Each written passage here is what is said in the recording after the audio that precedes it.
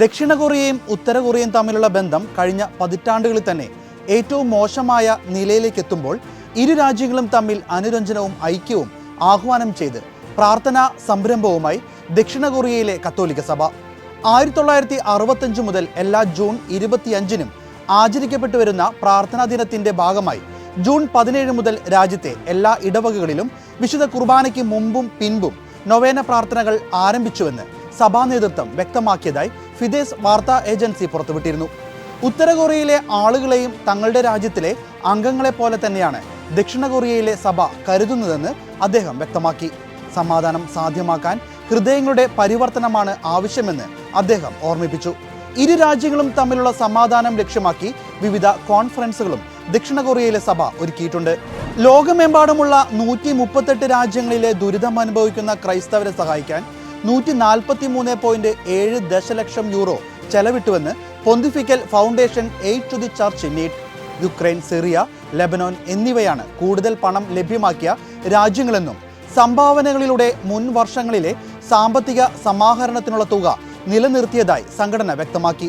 ലോകമെമ്പാടുമുള്ള 23-ലധികം രാജ്യങ്ങളിൽ ഫൗണ്ടേഷനുള്ള ഏകദേശം 3,60,000 ആളുകളുടെ സഹായമാണ് പീഡിത ക്രൈസ്തവർക്ക് ലഭ്യമാക്കുവാൻ സംഘടനയ്ക്ക് ബലമേകിയത്. ആഫ്രിക്കൻ ഭൂഖണ്ഡത്തിൽ democratic republic of Congo, Nigeria, Burkina Faso എന്നിവിടങ്ങളിലാണ് സംഘടന കൂടുതൽ സഹായം എത്തിച്ചത്.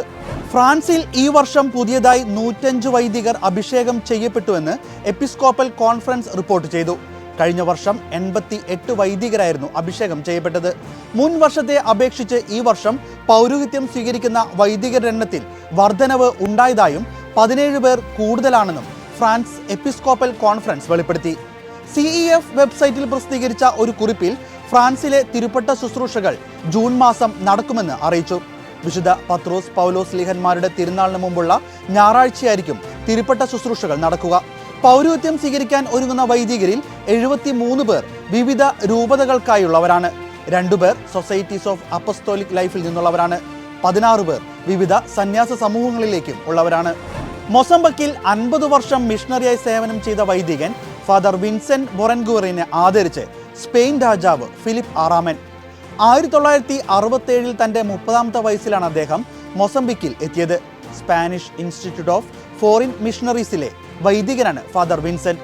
21 ദിവസം നീണ്ടു നിൽക്കുന്ന ഒരു ബോട്ട് യാത്രയ്ക്കായി മൊസംബിക്കിലേക്ക് പുറപ്പെട്ട സംഭവമാണ് അദ്ദേഹത്തെ അവിടെ ഒരു മിഷണറിയാക്കി മാറ്റിയത്.